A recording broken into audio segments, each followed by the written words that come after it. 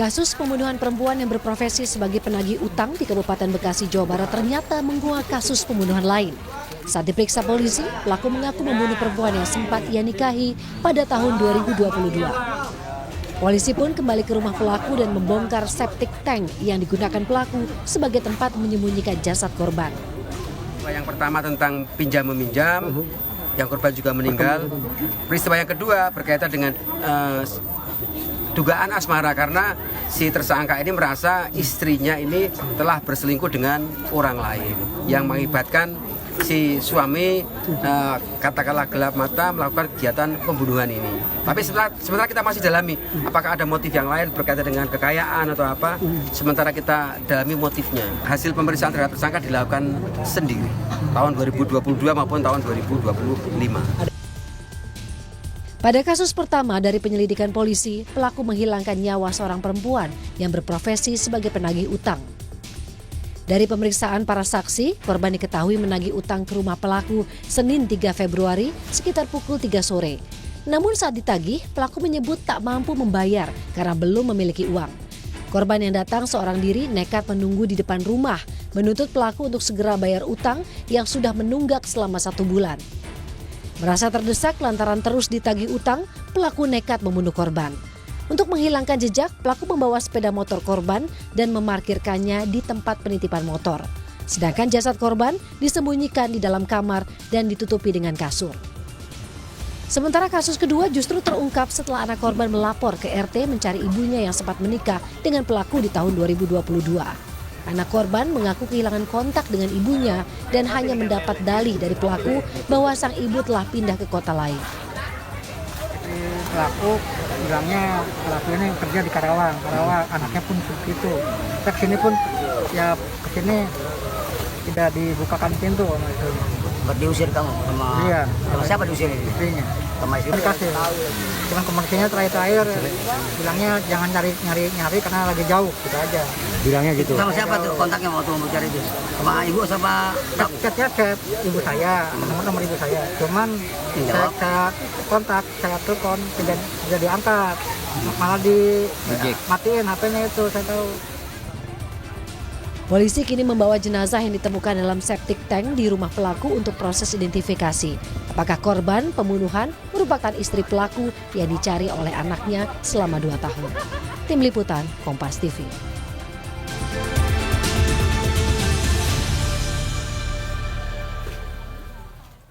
Lebih lengkap terkait pengungkapan kasus pria pembunuh seorang pegawai koperasi yang tengah menagih utang di Kabupaten Bekasi. Kita akan tanyakan ke Kapolres Metro Bekasi, Kombes Mustafa. Selamat malam, Pak Mustafa. Artinya saya mau konfirmasi, ini ada 2 kasus yang berbeda, namun pelakunya sama ya. Apa saja temuan baru polisi setelah melakukan olah TKP di rumah pelaku? Terima kasih Pak, selamat malam pemirsa.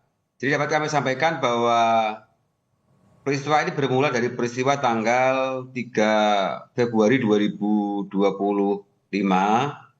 bermula dari peristiwa penganiayaan ataupun pembunuhan terhadap pekerja koperasi di rumahnya tersangka. Dari peristiwa tersebut, polisi memeriksa tersangka di Polsek Cibarusah. Kemudian dari hasil pemeriksaan terhadap tersangka mengakui bahwa pada awal November tahun 2022 yang bersangkutan melakukan pembunuhan ataupun penganiayaan terhadap istri daripada tersangka, Mbak. Baik, berarti boleh dikonfirmasi Pak, 2 korban ini yang pertama adalah seorang perempuan pegawai koperasi yang memang menghampiri pelaku untuk menagih utang, dan yang kedua adalah istri pelaku. Iya Pak, betul Pak. Jadi korban pertama yang kita temukan tanggal 3 Februari adalah pegawai koperasi yang menagih hutang kepada tersangka, bahwa tersangka ini memiliki pinjaman sebesar 2.700.000 dengan masa pembayaran kurang lebih 10 bulan. Kemudian penemuan jenazah yang kedua, peristiwa ini terjadi pada awal November tahun 2022 yang menurut keterangan tersangka korban adalah istri daripada tersangka, Mbak. Kalau dari pengakuan anak korban yang merupakan istri pelaku, ini kan dia sudah mencari ibunya kurang lebih selama 2 tahun terakhir, melapor ke RT. Ini yang mana duluan terjadi, Pak? Laporan anak ke RT sehingga polisi menindaklanjuti atau pengakuan dari pelaku? Temuan polisi yang pertama dari peristiwa pembunuhan pegawai koperasi, Mbak. Kemudian dari hasil pemeriksaan terhadap tersangka baru ada pengakuan tentang peristiwa pembunuhan terhadap istrinya. Namun mendasari pada pemeriksaan saksi, memang anaknya korban beberapa kali menanyakan kepada tersangka tentang keberadaan korban ataupun istri yang pertama, Mbak. Namun penyampaian daripada tersangka menyampaikan bahwa dia tidak pernah bertemu lagi dengan ibunya seperti itu, Mbak. Ini keterangan daripada tersangka, Mbak. Motif untuk pembunuhan istri pelaku ini apa, Pak? Kalau berkaitan dengan motif, memang ada beberapa keterangan daripada tersangka. Keterangan tersangka yang pertama berkaitan dengan tersangka menyebutkan bahwa istrinya ada selingkuh dengan laki-laki lain. Namun dari hasil pemeriksaan juga tersangka mengaku bahwa pelaku dengan istrinya, jadi pelaku ini sempat meminjam sertifikat tanah atas nama istrinya dan dijaminkan di salah satu bank sebesar 50 juta, Mbak. Kemudian uang itu digunakan oleh tersangka untuk bersenang-senang ataupun berfoya-foya. Karena tersangka ini didesak terus oleh istrinya agar sertifikat itu dibalikkan nama atas nama anaknya, dia kebingungan, makanya dia merasa bingung, kemudian muncullah niat untuk menghilangkan nyawa daripada istrinya seperti itu, Mbak. Kalau dari keterangan dari anak korban, Pak, ini ketika ia mencari ibunya, yang menjawab adalah tidak hanya pelaku tapi juga perempuan yang mengaku sebagai istri pelaku.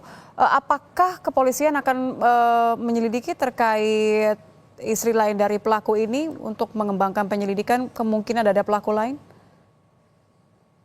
Dapat saya sampaikan, Pak, bahwa pelaku ini memiliki 2 istri, istri yang pertama dan istri yang kedua. Jadi antara istri pertama dan istri kedua memang tempat tinggalnya berbeda, Mbak. Dari hasil pemeriksaan terhadap tersangka, bahwa pada saat peristiwa pembunuhan terhadap istri kedua tersangka, ini dilakukan pada saat tersangka bersama istri yang kedua ini datang ke rumah istri yang pertama. Jadi datangnya mereka berdua dan tidak ada orang lain yang mengetahui tentang kedatangan mereka berdua di rumah itu, Mbak. Istri kedua pelaku ini sudah diperiksa belum, Pak? Apakah ia mengetahui apa yang diperbuat oleh suaminya, oleh pelaku?